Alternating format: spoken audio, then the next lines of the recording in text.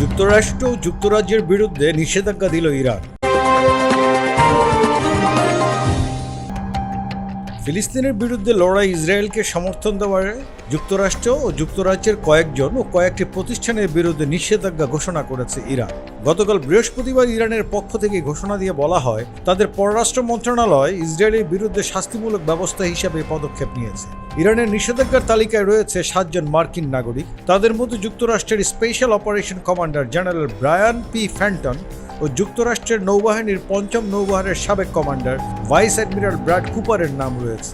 যুক্তরাজ্যে যেসব কর্মকর্তার বিরুদ্ধে ইরান নিষেধাজ্ঞা দিয়েছে তাদের মধ্যে রয়েছেন প্রতিরক্ষা মন্ত্রী grant Shapps, British army strategic কমান্ডের কমান্ডার জেমস হ্যাকেনহাল।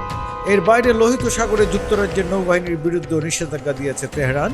যুক্তরাষ্ট্রের প্রতিষ্ঠান হিসাবে লকহিড মার্টিন, শেভরনকেও নিষেধাজ্ঞা দেওয়া হয়েছে।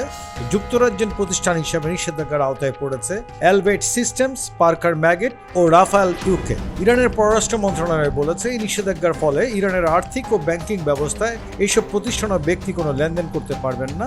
ইরানে তাদের সব সম্পদ নিষেধাজ্ঞা থাকবে। এছাড়া ইরানের কোনো অঞ্চলে তারা প্রবেশ করতে পারবে। ইরানের দেওয়া নিষেধাজ্ঞার ফলে এইসব ব্যক্তি ও প্রতিষ্ঠানের উপর কী ধরনের প্রভাব পড়বে বা ইরানের সঙ্গে তাদের চুক্তি বা ইরানে থাকা তাদের সম্পদের বিষয়টি স্পষ্ট নয়।